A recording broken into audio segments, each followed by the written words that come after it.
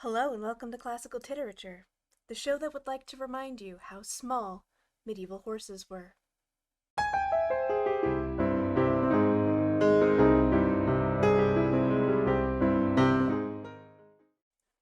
The last time we checked in on King Arthur, he had made an absolute fool of himself, trying to disguise himself within Guinevere's castle.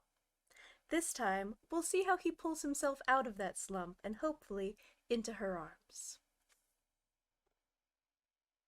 Chapter 2nd. How King Rience came to Camelard, and how King Arthur fought with the Duke of Northumber. Now, upon a certain day at this time, there came a messenger to the court of King Leo de Grance, with news that King Rience of North Wales and Duke Mordaunt of Northumber were coming thither, and that they brought with them a very noble and considerable court of knights and lords. At this news King Leo de Grance was much troubled in spirit, for he wist not what such a visit might betoken, and yet he greatly feared that it boded ill for him. So on that day, when King Rience and the Duke of Northumber appeared before the castle, King Leo de Grance went forth to greet them, and they three met together in the meadows that lie beneath the castle walls of Camelard. There King Leo de Grance bade those others welcome in such a manner as was fitting, desiring them that they should come into the castle with him, so that he might entertain them according to their degree. But to this courtesy upon the part of King Leo de Grance, King Rience deigned no pleasing reply. "Nay," quoth he, "we go not with thee into thy castle, King Leo de Grance, until we learn whether thou art our friend or our enemy. For just now we are, certes, no such good friends with thee that we care to sit down at thy table and eat of thy salt. Nor may we be aught but enemies of thine until thou hast first satisfied our demands, to wit, that thou givest to me those lands which I demand of thee, and that thou givest unto my cousin, Duke Mordaunt of Northumber, the Lady Guinevere to be his wife. In these matters thou hast it in thy power to make us either thy friends or thine enemies. Wherefore we shall abide here, outside of thy castle, for 5 days, in which time thou mayest frame thine answer, and so we may know whether we shall be friends or enemies. And in the meantime," quoth Duke Mordaunt of Northumber, "I do hold myself ready for to contest my right unto the hand of the Lady Guinevere with any knight of thy court, who hath a mind to deny my just title thereto. And if thou hast no knight in all thy court who can successfully essay a bout of arms with me, thou thyself canst hardly hope to succeed in defending thyself against that great army of knights whom King Rience hath gathered together to bring against thee in case thou deniest us that which we ask." Then was King Leo de Grance exceedingly cast down in his spirits, for he feared those proud lords, and he wist not what to say in answer to them. Wherefore he turned and walked back into his castle again, beset with great anxiety and sorrow of spirit. And King Rience and Duke Mordaunt and their court of lords and knights pitched their pavilions in those meadows over against the castle, so that the plain was entirely covered with those pavilions. And there they took up their inn with great rejoicing, and with the sound of feasting and singing and merrymaking, for it was an exceedingly noble court King Rience had gathered about him. And when the next morning had come, Duke Mordaunt of Northumber went forth clad all in armor of proof, and he rode up and down the field before the castle and gave great challenge to those within, daring any knight to come forth for to meet him in knightly encounter. "Ho!" cried he, "how now, ye knights of Camelard? Is there no one to come forth to meet me?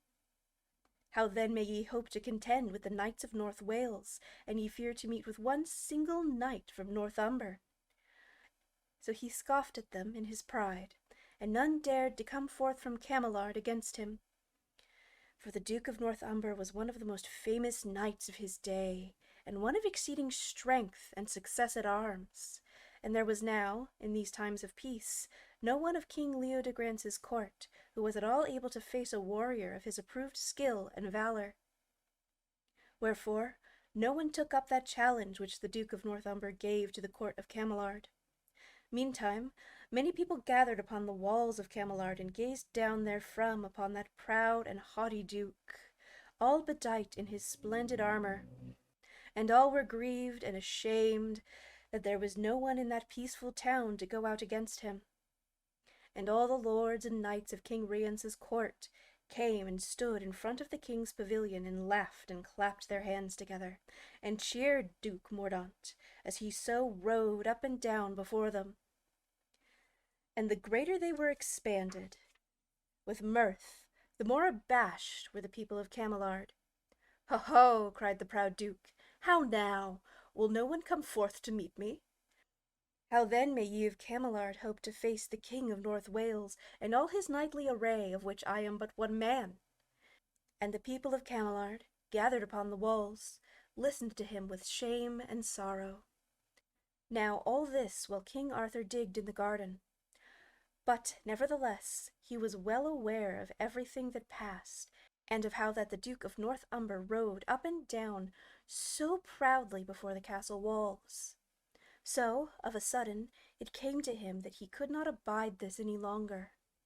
Wherefore he laid aside his spade, and went out secretly by a postern way, and so up into the town. Now there was in Cameliard an exceedingly rich merchant, by the name of Ralph of Cardiff, and the renown of his possessions and his high estate had reached even unto King Arthur's ears at Carleon. Accordingly, it was unto his house that King Arthur directed his steps. And while he was in a narrow way, not far from the merchant's house, he took off his magic cap of disguise and assumed somewhat of his noble appearance once more. For he was now of a mind to show his knightliness unto those who looked upon him. Accordingly, when he stood before the rich merchant in his closet, and when the merchant looked up into his face, he wist not what to think to behold so noble a lord, clad all in frieze. For though King Arthur was a stranger to the good man, so that he knew not his countenance, yet that merchant wist that he was no ordinary knight, but that he must assuredly be one of high degree and in authority, even though he was clad in frieze. Then King Arthur opened the breast of his jerkin, and showed the merchant the gold collar that hung around his neck. And also he showed beneath the rough coat of frieze how that there was an undergarment of fine purple silk embroidered with gold. And then he showed to the good man his own signet ring, and when the merchant saw it, he knew it to be the ring of the King of Britain. Wherefore, beholding those tokens of high and lordly authority, the merchant arose and stood before the king and doffed his cap. "Sir merchant," quoth the king, "know that I am a stranger knight in disguise in this place. Nevertheless, I may tell thee that I am a very good friend to King Leo de Grance, and wish him exceedingly well. Thou art surely aware of how the Duke of Northumber rides continually up and down before the king's castle, and challenges anyone within to come forth for to fight against him in behalf of the Lady Guinevere. Now I am of a mind to essay that combat mine own self, and I hope a very great deal that I shall succeed in upholding the honor of Cameliard, and of bringing shame upon its enemies. Sir merchant, I know very well that thou hast several suits of noble armor in thy treasury, for the fame of them hath reached unto mine ears, though I dwell a considerable distance from this place. Wherefore I desire that thou shalt provide me in the best manner that thou art able to do, so that I may straightway essay a bout of arms with the Duke of Northumber. Moreover, I do pledge thee my knightly word that thou shalt be fully recompensed for the best suit of armor that thou canst let me have, and that in a very little while." "My lord," said Master Ralph, "I perceive that thou art no ordinary errant knight, but rather someone of extraordinary estate. Wherefore it is a very great pleasure to fulfill all thy behests. But even an thou wert other than thou art, I would be altogether willing to equip thee with armor, seeing that thou hast a mind to ride forth against yonder duke." Upon this he rang a little silver bell that stood nigh to him, and in answer to its sound several attendants immediately appeared.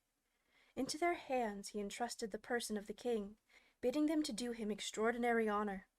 Accordingly, Certain of those attendants prepared for the king a bath of tepid water perfumed with ambergris, very grateful to the person. And after he was bathed in this bath, and was wiped with soft linen towels, other attendants conducted him to a hall, all hung with tapestries and broideries. And at this place a noble feast had been spread ready for his refreshment. Here that lordly merchant himself ministered to the king's wants, serving him with various meats, very dainty and of several sorts, and likewise with fine white bread. And he poured him wine of various countries, some as red as ruby, others as yellow as gold, and indeed the king had hardly ever enjoyed a better feast than that which the merchant, Ralph of Cardiff, had thus spread before him. And after he had entirely refreshed himself with eating, there came 6 pages richly clad in sarcenet of azure, and these, taking the king to an apartment of great state, they there clad him in a suit of Spanish armor, very cunningly wrought, and all inlaid with gold. And the like of that armor was hardly to be found in all the land. The hippon and the several trappings of the armor were all of satin, and as white as milk. And the shield was white, and altogether without emblazonment or design of any sort. Then these attendants conducted the king into the courtyard, and there stood a noble war-horse, as white as milk, and all the trappings of the horse were of milk-white cloth, without emblazonment or adornment of any sort, and the bridle and the bridle rein were all studded over with bosses of silver. Then, after the attendants had aided King Arthur to mount this steed, the lordly merchant came forth and gave him many words of good cheer, and so the king bade him adieu, and rode away, all shining in white and glittering in fine armor, wherefore he resembled the full moon in harvest season. And as he drave down the stony streets of the town, the people turned and gazed after him, for he made a very noble appearance as he passed along the narrow way between the houses of the town. So King Arthur directed his way to the postern gate of the castle, and having reached that place, he dismounted and tied his horse. Then he straightway entered the garden, and there, finding an attendant, he made demand that he should have present speech with the Lady Guinevere. So the attendant, all amazed at his lordly presence, went and delivered the message. And by the Lady Guinevere came, much wondering, and passed along a gallery with several of her damsels, until she had come over above where King Arthur was. And when King Arthur looked up and saw her above him, he loved her exceedingly well. And he said to her, Lady, I have great will to do thee such honour as I am able. For I go forth now to do combat with that Duke of North Umber who rides up and down before this castle.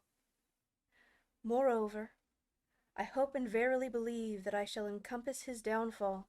Accordingly, I do beseech of thee some token, such as a lady might give unto a knight for to wear when that knight rides forth to do her honour. Then the Lady Guinevere said, Certes, Sir Knight, I would that I knew who thou art. Yet, though I know not, nevertheless I am altogether willing for to take thee for my champion as thou offerest. Yet, though I know not, nevertheless I am altogether willing for to take thee for my champion as thou offerest. So touching that to token thou speakest of, if thou wilt tell me what thing it is that thou desirest, I will gladly give it to thee. And that be so, lady, said King Arthur, I would fain have that necklace that thou wearest about thy throat, for meseems that if I had that tied about my arm, I would find my valour greatly increased thereby. Pardie, Sir Knight, said the lady, what thou desirest of me thou shalt assuredly have. Thereupon speaking, she took from her long, smooth neck the necklace of pearls which she wore, and dropped the same down to King Arthur where he stood. And King Arthur took the necklace and tied it about his arm, and he gave great thanks for it. Then he saluted the Lady Guinevere with his very knightly grace, and she saluted him, and then, straightway, he went forth from that place, greatly expanded with joy that the Lady Guinevere had shown him such favour. Now the report had gone about Camelard that a knight was to go forth to fight the Duke of Umber.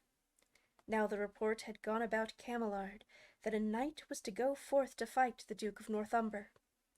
Wherefore great crowds gathered upon the walls, and King Leo de Grance and the Lady Guinevere and all the court of the king came to that part of the castle walls overlooking the meadow where the Duke of Northumber defended. Wherefore so great a concourse was presently assembled, that any knight might be encouraged to do his utmost before such a multitude as that which looked down upon the field. Then of a sudden the portcullis of the castle was lifted, and the bridge let fall, and the white champion rode forth to that encounter which he had undertaken. And, as he drave across that narrow bridge, the hoofs of his war-horse smote the board with a noise like to thunder, and when he came out into the sunlight, lo, his armor flamed of a sudden like unto lightning, and when the people saw him, they shouted aloud. Then, when the Duke of Northumber beheld a knight all clad in white, he rode straightway to him and spoke to him with words of knightly greeting. "Messire," he said, "I perceive that thou bearest no crest upon thy helm, nor hast thou a device of any sort upon thy shield, wherefore I know not who thou art. Natheless, I do believe that thou art a knight of good quality and of approved courage, or else thou wouldest not have thus come to this place." "Certes, Sir Knight," said King Arthur, "I am of a quality equal to thine own. And as for my courage, I do believe that it hath been approved in as many encounters as even thine own hath been." "Sir Knight," quoth the Duke of Umber, "thou speakest with a very large spirit. Natheless, thou mayest make such prayers as thou art able, for I shall now presently so cast thee down from thy seat, so that thou shalt never rise again, for so have I served better men than ever thou mayest hope to be." To this King Arthur made answer with great calmness of demeanor. "That shall be according to the will of heaven, Sir Knight, and not according to thy will." So each knight saluted the other and rode to his assigned station, and there each dressed his spear and his shield, and made him ready for the encounter. Then a silence fell upon all, so great that a man might hear his own heart beat in the stillness. So, for a small space, each knight sat like a statue made of iron. Then, of a sudden, each shouted to his war-horse, and drave spurs into his flank, and launched forth from his station. And so they met in the midst of the course, with a noise like unto a violent thunderclap. And lo, the spear of the Duke of Northumber burst into splinters, unto the very truncheon thereof. But the spear of King Arthur broke not, but held, so that the Duke was cast out of his saddle like a windmill, whirling in the air and smiting the earth, so that the ground shuddered beneath him. And indeed he rode full 3 times over and over, ere he ceased to fall. Then all the people upon the wall shouted with might and main, so that the noise thereof was altogether astonishing, for they had hardly hoped that their champion should have proved so extraordinarily strong and skilful. Meanwhile, those of King Rience's court ran immediately to the Duke of Umber, where he lay upon the earth, and they straightway unlaced his helm for to give him air. And first they thought that he was dead, and then they thought that he was like to die, for behold, he lay without any life or motion. Nor did he recover from that swoon wherein he lay for the space of full 2 hours and more. Now, whilst the attendants were thus busied about Duke Mordaunt of Northumber, King Arthur sat his horse very quietly, observing all that they did. Then, perceiving his enemy was not dead, he turned him about, and rode away from that place. Nor did he return unto Cameliard at that time, for he deemed that he had not yet entirely done with these enemies to the peace of his realm, wherefore he was minded not yet to return with the horse and the armor to the merchant, but to keep them for a while for another occasion. So he bethought him of how, coming to Cameliard, he had passed through an arm of the forest, where certain wood choppers were at work felling the trees. Wherefore, remembering that place, he thought that he would betake him thither, and leave his horse and armor in the care of those rude folk until he would need those things once more. So now he rode away into the countryside, leaving behind him the town and the castle and all the noise of shouting and rejoicing. nor did he once so much as turn his head to look back towards that place, where he had so violently overthrown his enemy. And now you shall presently hear of certain pleasant adventures of a very joyous sort that befell him ere he had accomplished all his purposes. For when a man is a king among men, as was King Arthur, then he is of such a calm and equal temper that neither victory nor defeat may cause him to become either unduly exalted in his own opinion, or so troubled in spirit as to be altogether cast down into despair. So if you would become like to King Arthur, then you shall take all your triumphs as he took this victory, for you will not be turned aside from your final purposes by the great applause that many men may give you. But you will first finish your work that you have set yourself to perform, ere you give yourself ease to sit you down and to enjoy the fruits of your victory. Yea, he who is a true king of men will not say to himself, Lo, I am worthy to be crowned with laurels, but rather he will say to himself, What more is there that I may do to make the world the better because of my endeavors? Chapter 3rd. How King Arthur encountered 4 knights, and of what befell thereby. Now, the day was extraordinarily sweet and pleasant unto one so lusty of frame and so lithe of heart as was good King Arthur. For the bright clouds swam smoothly across the blue sky in prodigious volumes of vapour, and the wind blew across the long grass of the meadowlands, and across the fields of growing wheat, so that a multitude of waves travelled over the hills and valleys, like an it were across an entire sea of green. And now all the earth would be darkened with wide shadows from those clouds, and anon everything would burst out of a sudden into a wonderful radiance of sunlight once more. And the little birds that sang all gaily in the hedgerows and the leafy thickets, as though they would burst their tiny throats with singing, and the cock crowed, strong and lusty, from the farm croft, and all was so blithe and comely that the young king, with the visor of his helmet uplifted to the refreshment of the gentle breeze, would sometimes carol very joyously in his journeying.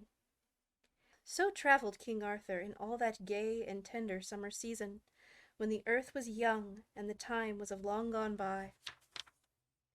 Now, you are to remember that when King Arthur had come from Carleon unto the castle of Tintagalon, he had brought with him 4 young knights for to bear him company. And those knights aforesaid were as follows. There was Sir Gawain, the son of King Lot and of Queen Margaise, and there was Sir Owain, the son of King Urien and of Queen Morgana le Fay, and these 2 were nephews, half in blood, unto the king. And there was Sir Pelleas, and there was Sir Geraint, the son of Arabin. These were the 4 noble young knights who had come with King Arthur from Camelot into Tintagalon. Now it befell, as King Arthur rode all gaily in the summer time as aforesaid, that he came to a certain part of the road where he beheld before him a tall and comely tower that stood upon a green hillock immediately by the roadside. And lo, there stood upon the balcony of that tower 3 fair damsels, clad all in green taffeta. And on the high road in front of the castle there was a knight clad all in very fine armour. And the knight sat upon a noble war horse, and in his hands he held a lute, and he played upon the lute, and sang in a voice of extraordinary sweetness. Whilst he sang, those 3 ladies in green taffeta listened to him with great cheerfulness of mind. And whenever that knight would stint his singing, then those 3 ladies would clap their hands together with great acclaim, and would bid him to sing to them again, and so he would do with great readiness of spirit. All this King Arthur beheld, and it appeared to him to be a very pleasant sight, wherefore he rejoiced at it exceedingly. And as he drew nigh, lo, he beheld that the knight who was thus sat upon his horse, and played upon the lute, and sang unto the accompaniment thereof, was none other than that of Sir Geraint, the son of Arabin. For that knight wore upon his crest the figure of a griffin, and the device upon his shield was 2 griffins, rampant facing one another upon a field of azure. And King Arthur knew that this was the crest and the device of Sir Geraint. And when the king perceived who was the knight who sat there and sang, he laughed unto himself, and straightway closed his visor, and made him ready. And when the king perceived who was the knight who sat there and sang, he laughed unto himself, and straightway closed his visor, and made him ready for such encounter as might, perchance, befall. So he drew nigh to where the knight sat, and the ladies listened. Now when Sir Geraint perceived King Arthur approach, he ceased singing, and hung up his lute behind him across his shoulder. Then, casting upward his look to those three fair ladies above him, quoth he, Mesdames, ye have been pleased to listen to that singing which I have essayed altogether in your honour. Now, likewise in your honour, I shall perform a deed of knightly prowess, which I very much hope shall bring great glory to you. For, if ye will be pleased to lend me that encouragement which your very great beauty can so easily afford, ye shall behold me, I doubt not, overthrow yonder knight completely, and that to your great credit and renown. Sir Knight, said that lady who spoke for the others, you are, truly, a lord of noble bearing and exceedingly pleased of address, wherefore we do wish you great success in this undertaking, and we do believe that you will succeed in what you wished to do. Sir Knight, said the lady who spoke for the others, you are, truly, a lord of noble bearing, and exceedingly pleasing of address, wherefore we do wish you great success in this undertaking, and we do believe that you will succeed in what which you essay to do. Upon these, Sir Geraint gave those three damsels great thanks for their words, and thereupon he closed the visor of his helmet. So, dressing his spear and shield, and saluting those three ladies with great humility of demeanour, he went forth to meet King Arthur where he now sat at a little distance, very quietly and soberly awaiting his pleasure. Now Sir Geraint knew not King Arthur, because he wore no crest upon his helm, and no device upon his shield, wherefore, as he saluted him, he made speech to him in this wise: Ha, messire, I know not who thou art, seeing that thou bearest neither crest nor device. Natheless, I am minded to do thee such honour as I may. In running a tilt with thee upon the behalf of those three damsels whom thou beholdest yonder upon that balcony. For I do affirm, and am ready to maintain, the same with my knightly person, that those ladies are fairer than thy lady, whomsoever she may be. Sir Knight, quoth King Arthur, I will gladly run a course with thee in honour of my lady, for, I may tell thee, she is a princess, and is held by many to be the most beautiful dame in all of the world. But I will only contend with thee upon one condition, and the condition is this, that he who is overthrown shall yield himself as servant unto the other for 7 days, and in that time he shall do all that may be required of him. I will accept thy gage, Sir Unknown Knight, quoth Sir Geraint, and when I have overthrown thee, I will yield thee unto those fair ladies yonder, for to be their servant for 7 days. And I do tell thee that there are a great many knights who would certainly regard that as being both a pleasant and honourable task. And should I so chance as to overthrow thee, said King Arthur, I will send thee for to serve my lady for that same period of time, and that will be even a pleasanter and a more honourable task than that which thou hast a mind for me to perform.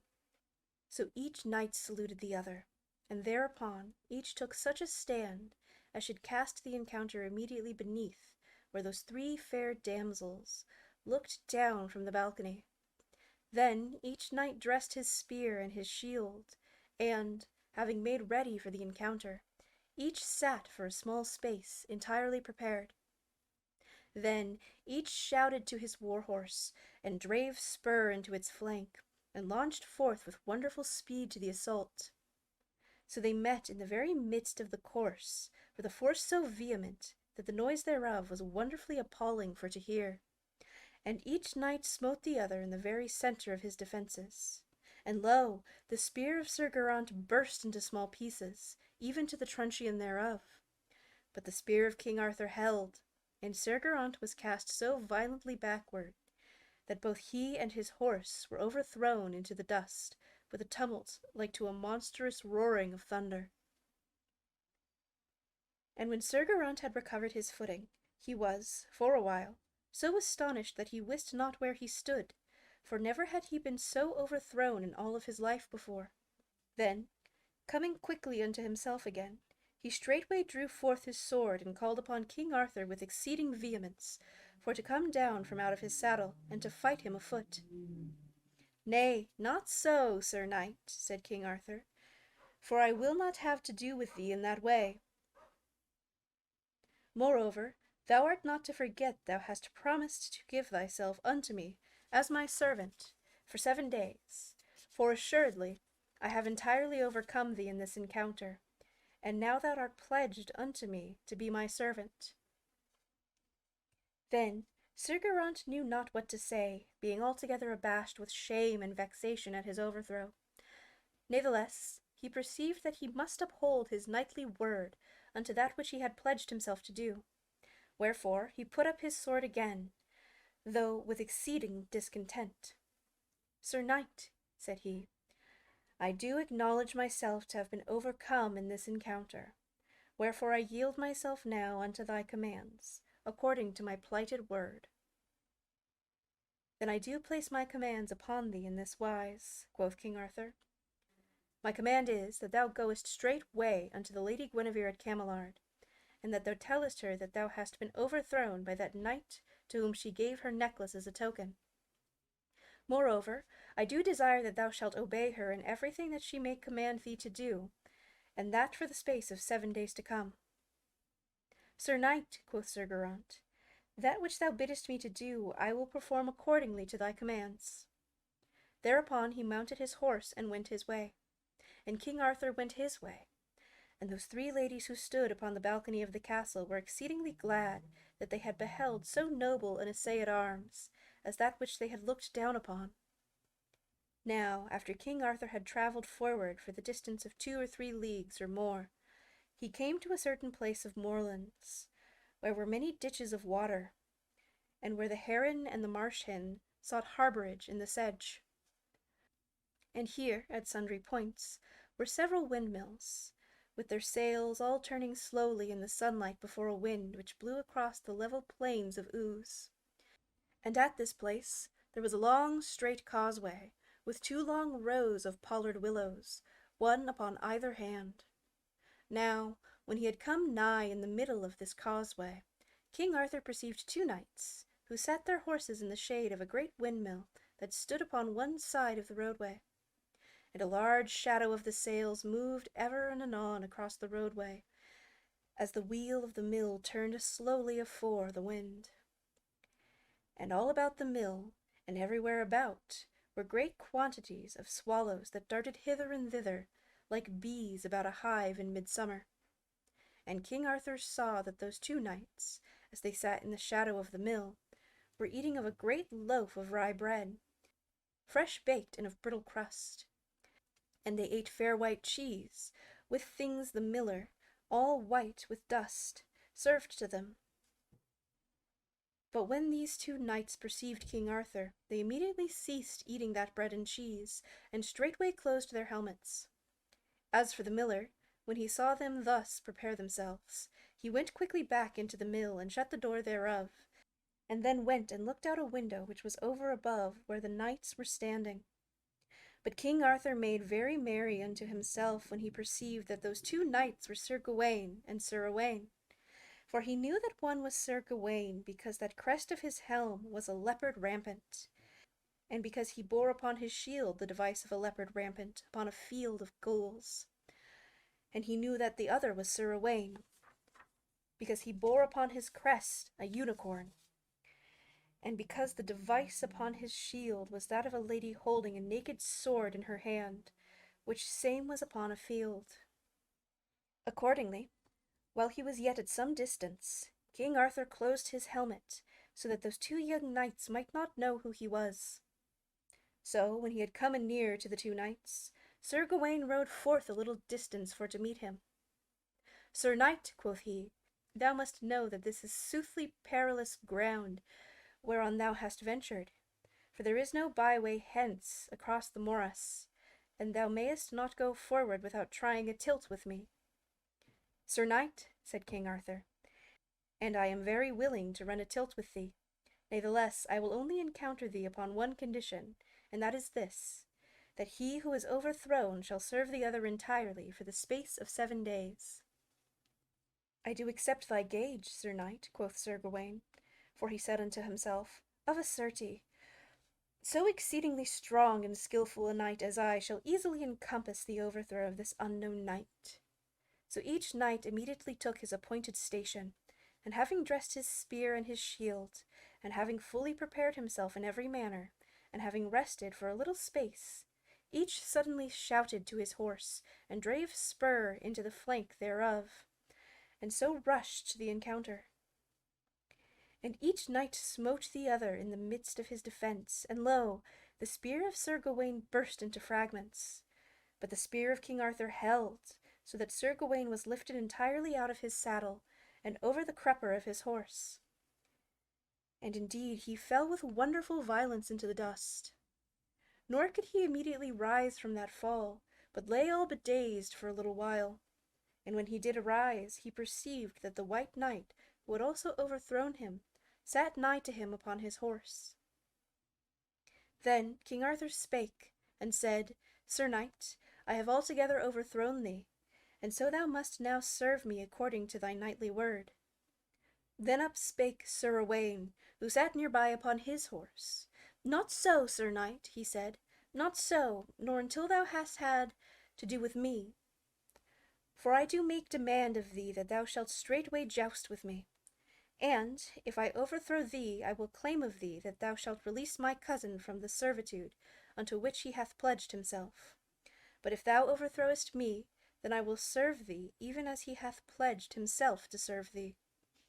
Sir Knight, said King Arthur, I do accept thy gage with thee, I do accept thy gage with all readiness of spirit.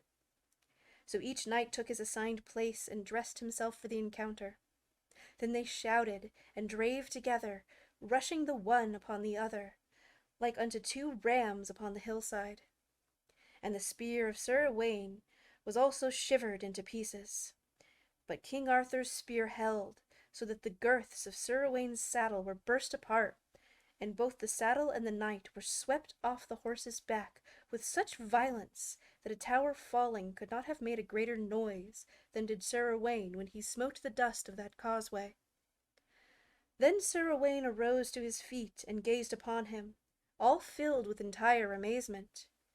To him came King Arthur, and bespake him thus, Ha, Sir Knight, meseems that thou hast been fairly overcome this day.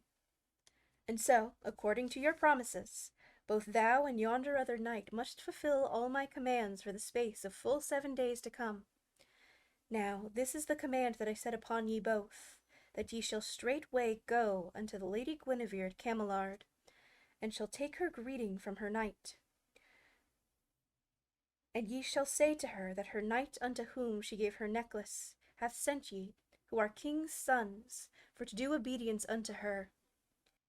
And all that she shall command ye to do in the space of these 7 days that are to come, that ye shall perform even unto the smallest grain. Sir Knight, said Sir Gawain, so we will do according to thy commands, having pledged ourselves thereunto. But when those 7 days are past, I will make my vow that I shall seek thee out, and shall carry this combat unto its entire extremity. For it may happen to any knight to be unhorsed as I have been, yet I do believe that I may have a better success with thee, and I battle with thee to the extremity of my endeavour.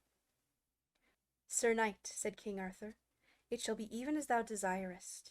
Yet I do verily believe that when these 7 days are past, thou wilt not have such a great desire for to fight with me as thou now hast. Having so spoken, King Arthur saluted those 2 knights, and they saluted him, and then he turned his horse and went his way. And whenever he bethought him of how those 2 good knights had befallen before his assault, and when he thought of how astonished and abashed they had been in their overthrow, he laughed aloud for pure mirth, and vowed unto himself that he had never in all of his life engaged in so joyous an adventure as this. So when Sir Owain had mended the girths of his saddle, then he and Sir Gawain mounted their horses and betook their way toward Camelard, much cast down in spirits. And the miller came forth from the mill once more, greatly rejoiced at having beheld such a wonderful knightly encounter from so safe a place as that from which he had beheld it. And so King Arthur rode onward with such great content of mind until the slanting of the afternoon had come, and by that time he had come nigh to that arm of the forest land which he had in mind as the proper place where he might leave his horse and his armor. Now as he drew nigh to this part of the forest skirts, he perceived before him at the roadside a gnarled and stunted oak tree. And he perceived upon that oak tree there hung a shield, and that underneath the shield were written these words in fair large letters: Whoso smiteth upon this shield doeth so at the peril of his body. Then King Arthur was filled with a great spirit, and uplifting his spear, he smote upon the shield so that it rang like thunder. Then immediately King Arthur heard a voice out of the forest crying, Who hath dared to assail my shield? And straightway there came out thence a knight of large frame, riding upon a horse white, like that which King Arthur himself rode. And the trappings of the horse and the knight were all white, like unto the trappings of King Arthur and his horse. And the knight bore upon his helmet as his crest a swan with outspread wings. And upon his shield he bore the emblazonment of 3 swans upon a field argent. And because of the crests and the emblazonment of the shield, King Arthur knew that the knight was Sir Pelleas, who had come with him from Camelot to Tintagilon. So when Sir Pelleas had come nigh to where King Arthur waited for him, he drew rein and bespake him with great sternness of voice. Ho, ho, Sir Knight, quoted he, why didst thou dare to smite upon my shield? Verily, that blow shall bring thee great peril and dole. Now prepare to defend thyself straightway, because of what thou hast done. Stay, stay, Sir Knight, said King Arthur, it shall be as thou wouldest have it, and I will do combat with thee. Yet I will not assay this adventure until thou hast agreed that the other knight, who was overcome in the encounter, shall serve the other in whatsoever manner that the other may desire, for the space of 1 se'night from this time. Sir Knight, said Sir Pelleas, I do accept that risk, wherefore I bid thee now presently to prepare thyself for the encounter. Thereupon each knight took his station and dressed his spear and shield. And when they had prepared themselves, they immediately launched together with a violence like to 2 stones cast from a catapult. So they met in the midst of the course, and again King Arthur was entirely successful in that assault which he made. For the spear of Sir Pelleas burst to pieces, and the spear of King Arthur held. And Sir Pelleas was cast with a passing violence out of his saddle for the distance of more than half a spear's length behind the crupper of his horse. Nor did he altogether recover from that fall for a long time, so that King Arthur had to wait beside him for a considerable while, ere he was able to lift himself up from the ground whereon he lay. Ha, Sir Knight, said King Arthur, assuredly it hath not gone well with thee this day, for thou hast been entirely overthrown. And now thou must straightway redeem thy pledge to serve me for 7 days hereafter. Wherefore I now set it upon thee as my command, that thou shalt go straightway unto Camelard, and that thou shalt greet the Lady Guinevere from me, telling her that her knight unto whom she gave her necklace hath been successful in battle with thee. Likewise, I set it upon thee that thou shalt obey her for the space of 7 days in whatsoever she may command thee to do. Sir Knight, said Sir Pelleas, it shall even be as thou doest ordain. Yet I would that I knew who thou art, for I do declare that I have never yet in all my life been overthrown as thou hast overthrown me. And indeed, I think that there are very few men in the world who could serve me as thou hast served me. Sir Knight, said King Arthur, sometime thou shalt know who I am, but as yet I am bound to entire secrecy. Thereupon he saluted Sir Pelleas, and turned and entered the forest, and was gone. And Sir Pelleas mounted his horse, and betook him to Camelard, much cast down and disturbed in spirit, yet much marvelling who that knight could be who had served him as he had been served. So that day there came to Cameliard first Sir Geraint, then Sir Gawain and Sir Owain, and last of all there came Sir Pelleas. And when these four beheld one another, they were all abashed, so that one scarce dared to look the other in the face. And when they came before the Lady Guinevere and made their condition known to her, and told her how that knight who wore her necklace had overthrown them all, and had sent them thither to serve her for a sennight, and when she reckoned how great and famous were those four knights in deeds of chivalry, she was exceedingly exalted that her knight should have approved himself so great in those deeds of arms which he had undertaken to perform. But she greatly marvelled who that champion could be, and debated those things in her own mind. For it was a thing altogether unheard of that one knight, in one day, and with a single spear, should have overthrown 5 such well-proved and famous knights as Duke Mordaunt of North Umber, Sir Geraint, Sir Gawain, Sir Owain, and Sir Pelleas. So she gave herself great joy that she had bestowed the gift of her necklace upon so worthy a knight, and she was exceedingly uplifted with extraordinary pleasure at the thought of the credit he had endowed her withal. Now, after King Arthur had entered the forest, he came by and by to where those wood choppers, afore spoken of, plied their craft. And he abided with them for that night, and when the next morning had come, he entrusted them with his horse and armor, charging them to guard those things with all care, and that they should be wonderfully rewarded therefor. Then he took his departure from that place with intent to return unto Cameliard. And he was clad in that jerkin of frieze which he had worn ever since he had left Tintagalon. And when he had reached the outskirts of the forest, he set his cap of disguise upon his head, and so resumed his mean appearance once more. So, his knightliness being entirely hidden, he returned to Cameliard for to be gardener's boy as he had been before. And I think we will stop there for today. Next time we will pick up with chapter 4 and see how the 4 knights are faring under Guinevere's command. Until then, you can follow me on any of these social medias, including over on Patreon. Patrons get extra bonuses like their name in the credits and more. This has been Classical Titerature. Thanks for watching.